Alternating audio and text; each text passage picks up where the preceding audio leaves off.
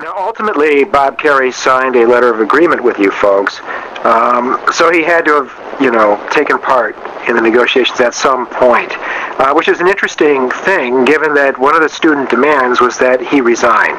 So, how did it come to pass that he ultimately signed that letter of agreement? Because, I would say it goes back to how much power we were actually commanding at the moment and the need for the administration to come to some sort of agreement with the students. Now, this does not in any way change our demands.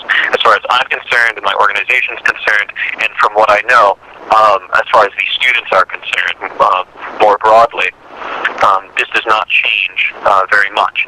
We will see to the degree which these demands are met, but we're still calling for both Kerrey and Murtha to resign, and we're still calling for greater university student self-management, faculty self-management of the institution. And I assume you're still calling for Millard to resign? Absolutely. That's still one of our core demands that's going to require even greater pressure than we had at the occupation. And if it means larger demonstrations, if it means more occupations, if it means strikes, then that's what it's going to take to remove someone like Millard from our Board of Trustees, who is actively involved in, continuing the occupations and continuing the injustices carried out against the people of the Middle East. And the injustices carried out against the American people for so blatantly violating the U.S. Constitution and international law, and generally making this country more of a disgrace of this country, and that we don't want him as part of our institution. But in terms of Kerrey negotiating, and in terms of some concessions being met, most of our core demands were not met. We did win a socially responsible investments policy. However, this can be easily manipulated by the university because they refuse to disclose the investments, which we believe is our basic democratic right, namely that in order for us to make informed decisions regarding the direction of the university, we need the information necessary to do so, and the university continues to actively deny us that. And furthermore, this socially responsible investments committee, it's not clear how much power students and faculty will have in shaping this committee. Plenty of universities have socially responsible investments committee, and they're a sham. And we have no reason to trust the administration in terms of their capacity to create a truly socially responsible investments committee. So that these demands are still on the table. Several other concessions were made, and my personal opinion is that the negotiations were a good thing because the occupation was not sustainable. We certainly would not be able to last through Christmas break, unfortunately. That's my feeling. And that's because we're not at that level of struggle yet, and we didn't have the level of support we need from the student body and the faculty. Though we did, I think, carry significant support, we need more in order for us to sustain a long-term occupation and possibly having that turn into a strike. And so it's very, it's unfortunate, but luckily we were I think we negotiated at the right time, because if we held out longer, there's the possibility of repression coming down from the administration once everyone starts heading back home, and they can very quietly sort of push this under the rug. And even though I think that would lead to further militant action in the spring, I think it's better that we ended on a victory and that we have some gains under our belt, and now we can advance even at an even quicker pace. And we have this. We've proven that the administration, when faced with a large number of students who are organized, who are militant, and who are willing to take direct action, that the administration will give in to our demands much more effectively than they have when we've met with them, when we've demonstrated, when we've requested for them to take our concerns seriously.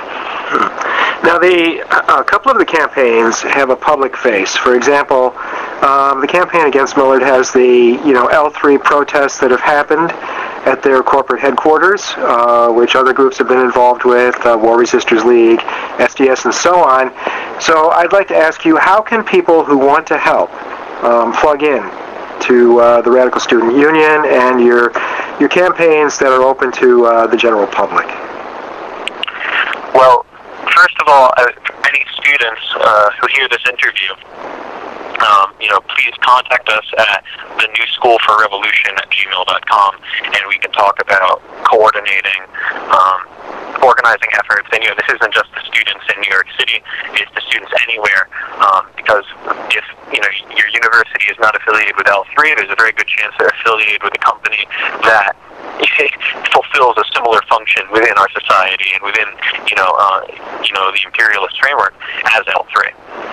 So that's one thing, is that we can have this campaign against L3 communications spread to other campuses, and we can have this campaign against militarism and imperialism spread to other campuses. So that's one aspect.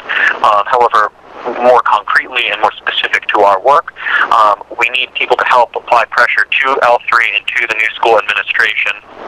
We need to be drawing the connections between an institution like the new school, which once provided safe haven for those fleeing the tyranny and oppression of fascism. Yet now we have someone like Robert B. Millard on our Board of Trustees who helps perpetuate the similar injustices and oppressions of people in the Middle East. So that connection needs to be drawn, and we need people to help begin organizing against L3 communications and to begin, help us put the pressure on against that institution to make it public and make it clear what this company does and their connection with the new school. And in terms of direct support to the new school in exile, to our movement at the new school, there will be more demonstrations to come.